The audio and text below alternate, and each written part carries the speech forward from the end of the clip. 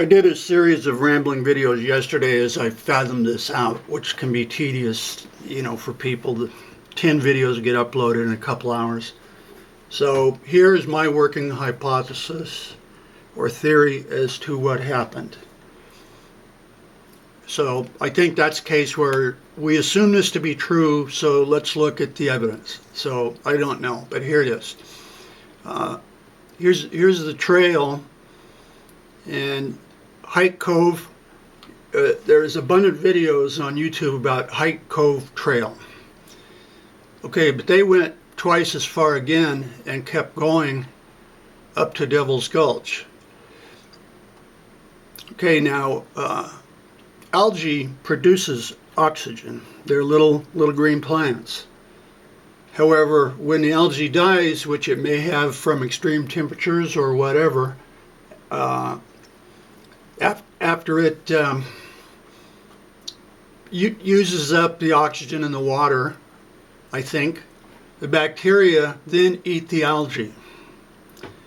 And that does use up oxygen in the water and the air above it. So let's look at it.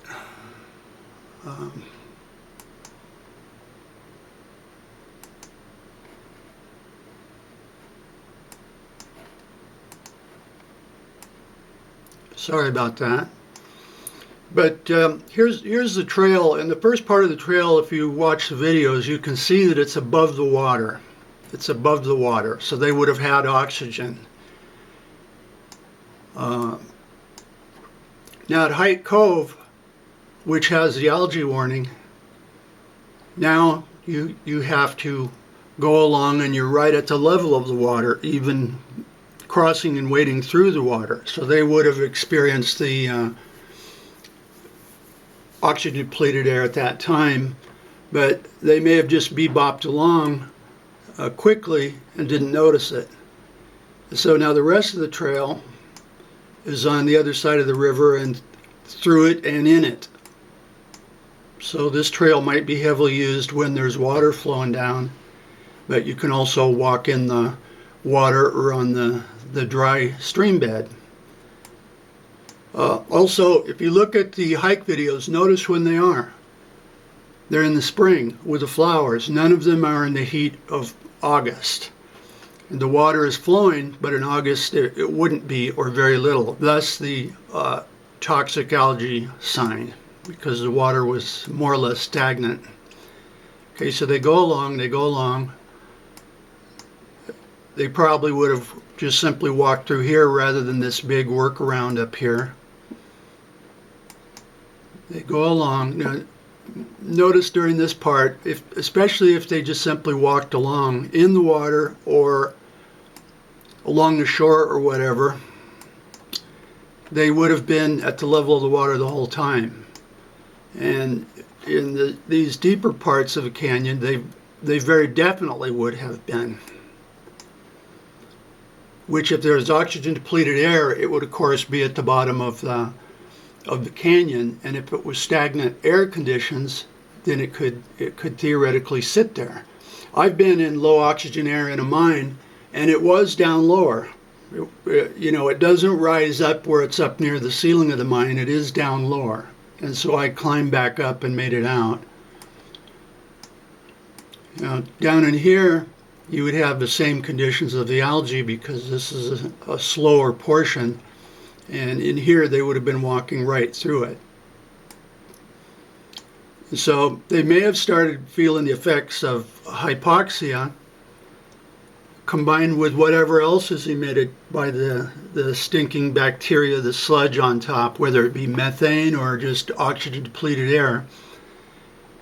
And they would have definitely had trouble in here, but then each won't leave the other. Maybe the dog started to go first and they were caring for the dog, and so they spent more time down in what turned out they were actually in a kill zone. And so they come along, and they're all found, right about here, and the wife was found a little bit up further. And so I've emailed USGS and asked them, because it was an article about algae and how it depletes oxygen, the bacteria and how it kills the water and creates dead zones. Is it possible, if the algae dies after it uses up all its stuff and it starts dying, could the bacteria which do consume the oxygen, because they're, like little animals, so like people consume oxygen, so do bacteria. Is it possible that there could be a layer trapped down in a canyon that could be oxygen depleted air? Like if they had a tank and put the sludge in it and let it cook overnight with a lid, and then they lower a flame or something, would that flame get dimmer or go out? So I'll see what they answer back. The other thing is that this oxygen depleted area of this algae or the bacteria that were eating the dead algae, you have a perfect flow path, just like the water does, where this oxygen depleted air could have been flowing down, just like cold air does at night. It could have been flowing down, and they could have been inundated by oxygen depleted air. That's my theory. Also, a combination. First of all, they were up there in mid-August in intense heat. They also went a long way. And so you've got a combination, a perfect storm of events. Distance, overexertion, where they were only used to it up there in the wildflower season. And the sun comes up and they're in intense heat. And they start having distress, have to help the dog, have to help the baby, so they linger a little bit too long. And so it could be an unusual perfect chain of events, especially with the temperatures being hotter and warmer, which they weren't familiar with.